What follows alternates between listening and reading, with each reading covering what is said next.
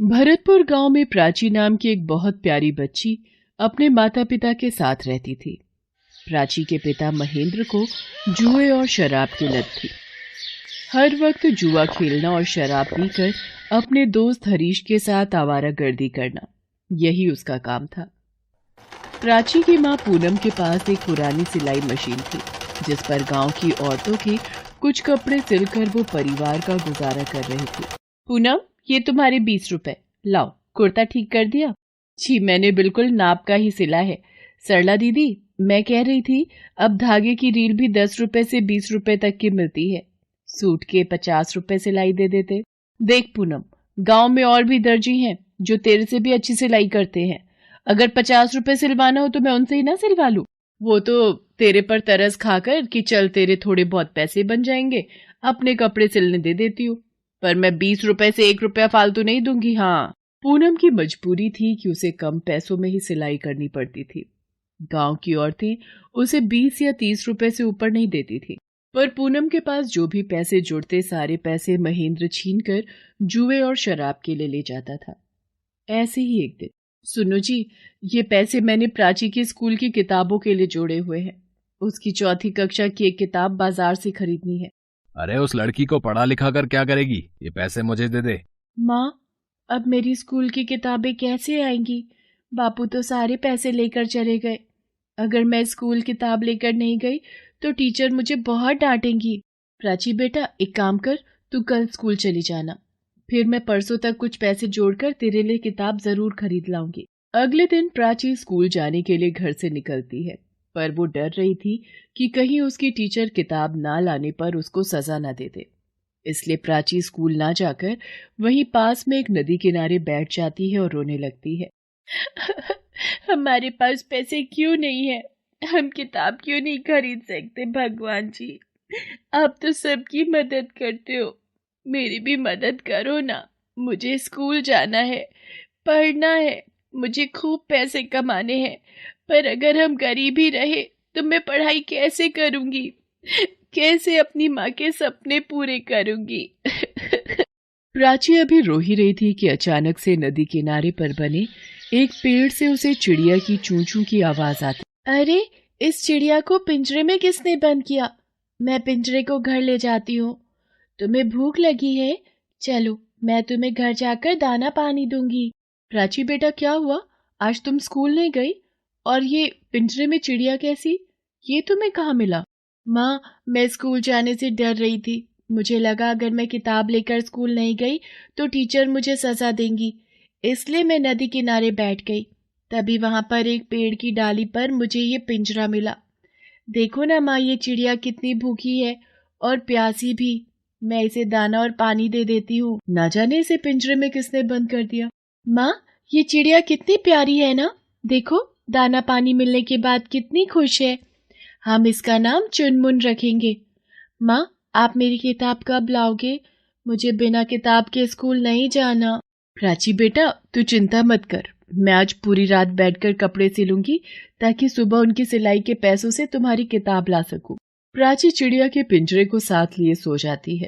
पहले एक मुसीबत कम थी, जो ये एक और मुसीबत ले आई। सुनो जी, ये चिड़िया का पिंजरा घर से बाहर मत फेंको। प्राची इसके बिना उदास हो जाएगी, वो बहुत रोएगी। रहने दो जी, इस बेजान को तकलीफ मत दो। महेंद्र जैसे ही पिंजरा उठाने लगता है, नशे में जमीन पर लुढ़क जाता है और वहीं सो जाता है। चिड़िया रानी, तुम्हें कहीं चोट तो नहीं आई? मुझे डर है कहीं प्राची के बापू सुबह उठकर तुम्हें कोई नुकसान न पहुंचाए, इसलिए मैं तुम्हारा पिंजरा खोल रही हूँ। तुम आसमान में उड़कर अपनी जान बचाओ। जाओ चिड़िया रानी, तुम आजाद हो। चिड़िया का पिंजरा खोलकर पूनम रोने लगती है। चिड़िया खिड़की पर बैठ जाती है। रोते रोते पूनम की आंख लग जाती है।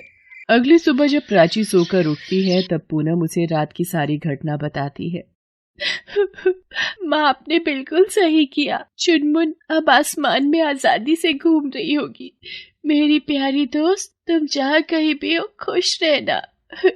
उधर चिड़िया उड़ती हुई एक आश्रम में पहुंचती है और वहां समाधि में लीन एक महात्मा के पास जाती है।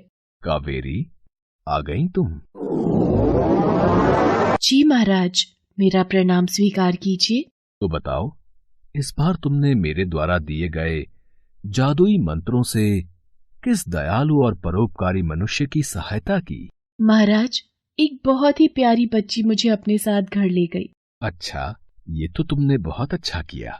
तुम मेरी दी हुई परीक्षा में सफल हुई हो।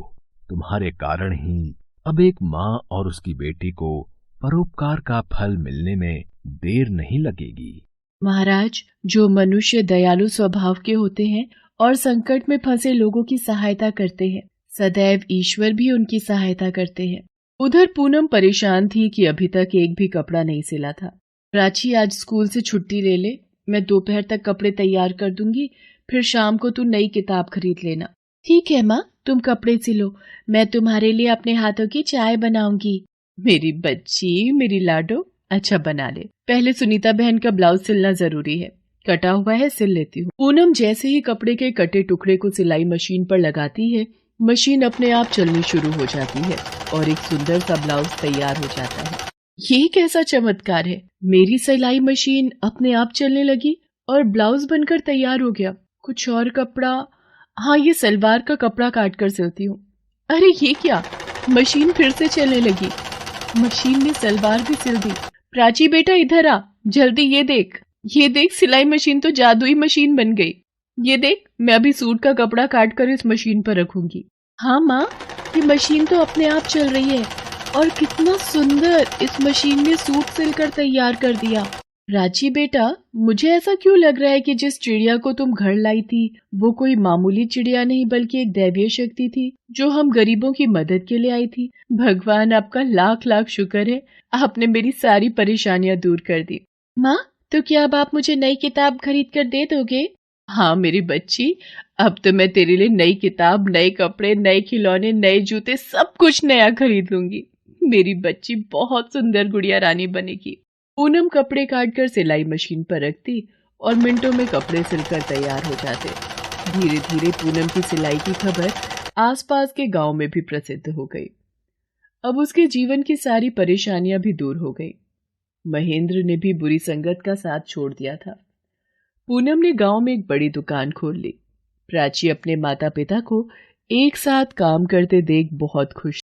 इस वीडियो को लाइक करें, हमारे चैनल को सब्सक्राइब करें, बेल आइकन जरूर प्रेस करें हमारी न्यू वीडियो सबसे पहले देखने के लिए।